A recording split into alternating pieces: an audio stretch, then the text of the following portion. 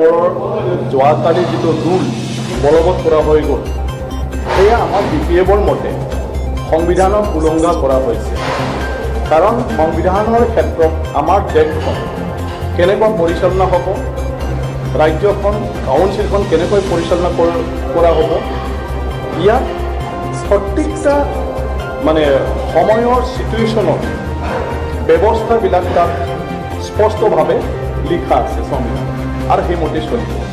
BTCৰ যিটো পৰিৱেশ এয়া হ'ল BTCৰ কাউন্সিলখন 5 বছৰ সম্পূৰ্ণ হৈছিলে আৰু সেই হিচাপে নিৰ্বাচন হ'ব লাগে আৰু সেইমতে যোৱা 4 এপ্ৰিলত নিৰ্বাচন অনুষ্ঠিত হ'বলগীয়া আছিল, 8 এপ্ৰিলত কাউণ্টিং হ'বলগীয়া আছিল আৰু ইয়াৰ পিছত 11 এপ্ৰিলত কাউন্সিলৰ নতুন চৰকাৰ গঠন কৰিবলগীয়া আছিল।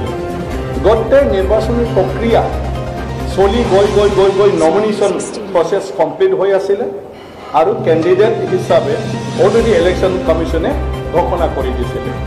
কিন্তু আনফৰ্চুনেটলি আজি গোটেই বিশ্বত যিটো কৰোণা ভাইৰাছক লৈ পালে এটা ডাঙৰ তেনেকুৱা এটা অকাল পৰিৱেশ সৃষ্টি হ'ল, যি পৰিৱেশৰ কাৰণে ভাৰত চৰকাৰে লকডাউন ঘোষণা কৰিবলগীয়া হ'ল, অসম চৰকাৰে লকডাউন কৰিবলগীয়া হ'ল আৰু যিটো কৰোণা ভাইৰাছ তাৰ পৰা বাচিবৰ কাৰণে ছ'চিয়েল ডিষ্টেঞ্চিং মানুহে মানুহৰ লগত লগ লগাটোৱে মানে আপোনাৰ মানে বন্ধ কৰা হৈ গ'ল, যাক ছ'চিয়েল ডিষ্টেঞ্চিং বুলি কৈছে।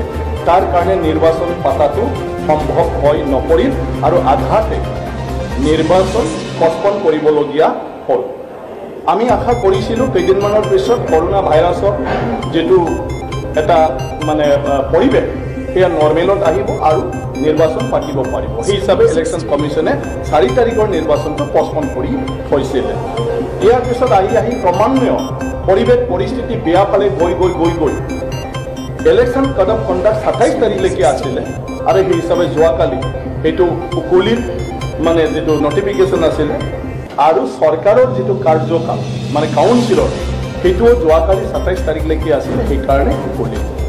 কিন্তু তেতিয়া আমি প্ৰস্তাৱ দিছিলোঁ অসম চৰকাৰ আৰু অসম চৰকাৰেও সেইমতেই প্ৰস্তাৱ দিছিলে গভৰ্ণৰক যে ভাৰত সংবিধানৰ 6ষ্ঠ অনুসূচীত স্পষ্টভাৱে তেনেকুৱা ধৰণৰ যেতিয়া পৰিৱেশ আহে ইয়াত কোৱা আছে ভাৰত সংবিধানৰ 6ষ্ঠ অনুসূচীত 2 নম্বৰ পেৰেগ্ৰাফৰ ছাপ্লছ 6A প্ৰভিজন, এইটো উকিলবিলাকে জানিব আৰু আপোনালোকে পঢ়িলে জানিব।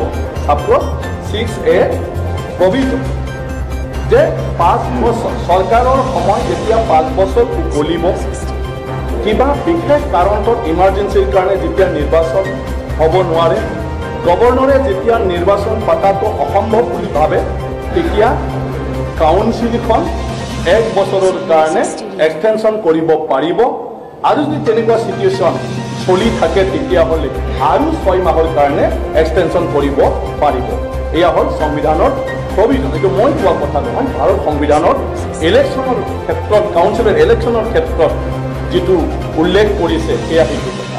তো সেই হিচাপে কোনো সাংবিধানিক এইটো এটা ক্ৰাইচিছৰ কথা নাছিলে, সংবিধানত অট'মেটিকেলি এই চিটুৱেশ্যনটো কি কৰিব লাগে মেনশ্যন আছে। আজি গভৰ্ণৰ ৰুলটো 6 শিডিউলৰ পেৰা 16(2) মতে ইয়াত দিয়া হৈছে, কিন্তু পেৰা 16(2) মতে একচুৱেলি BTCৰ গভৰ্ণৰে ডিছক্ৰিচনেৰী পাৱাৰ ব্যৱহাৰ কৰিব নোৱাৰে। এজ পাৰ সংবিধানৰ 20BA পেৰেগ্ৰাফ মতে ইয়াত NC হিচাপে কাৰ্বি আংলঙৰ ওপৰতহে গভৰ্ণৰৰ ডিছক্ৰিচনেৰী পাৱাৰ আছে। যদিও গভৰ্ণৰৰ ডিছক্ৰিচনেৰী পাৱাৰ আছে আৰু যদি নাথাকিলেও BTCও একে কাউন্সিল বুলি ভুলক্ৰমেও যদি দিয়ে, তথাপিও গভৰ্ণৰ এজনে ডাইৰেক্টলি ডিছক্ৰিচন ব্যৱহাৰ কৰি গভৰ্ণৰ ৰুল তেওঁ মানে ল'ব নোৱাৰে। ইয়াত চৰকাৰৰ কাউন্সিল অফ মিনিষ্টাৰ্ছ